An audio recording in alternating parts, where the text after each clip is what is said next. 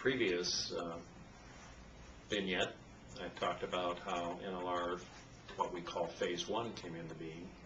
Well, there's an interesting story about Phase 2 as well. We didn't have the money to do anything but what we, from Sunnyvale across the north down to Jacksonville. But we had an idea of going from Atlanta over to Nashville to Dallas to the West Coast. Well, I've often said it took a village of people to bring NLR into existence and to sustain it, if you will. Well, a couple phenomena came out, or a couple events came about. Dan Updegrove and his colleagues in Texas started to coalesce around the notion of a regional optical network for Texas. Jerry Dreyer, who was a physics professor at Louisiana State University, but he was also the president and CEO of this Southeastern Universities Research Association, got wind of this.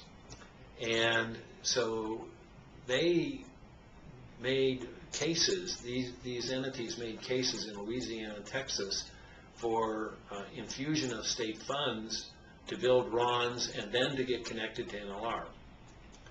Well, at the same time then, a fellow named Bill Johnston, who reported to Kurt Snodgrass, our current chairman of the NLR board, was in a conference and heard me talk and went back to Kurt and others and said, my goodness, we have to get into the play as well.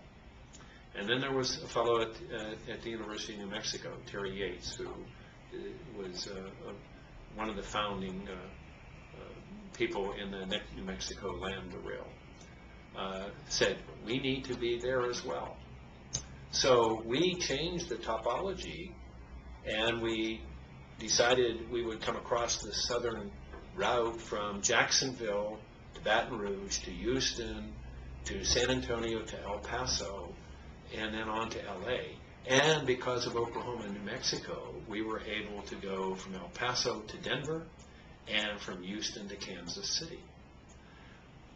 So that's part of it. Then at the same time, Pauli McClure, who was at Cornell University, stepped up and said, we have to be a part of this too. And Cornell took on the total burden of a membership for the Northeast. And as a consequence, we were able to go from Washington, D.C. to New York City, back to Cleveland, which now represents the major footprint that NLR has today. So it was a series of people who saw the value of NLR, who took the action in their own regional area to get the resources, which was every member had to commit $5 million over a 5-year period to make this work. So we had a commitment of $80 million eventually by 2004, enough to sustain us for a 5-year period.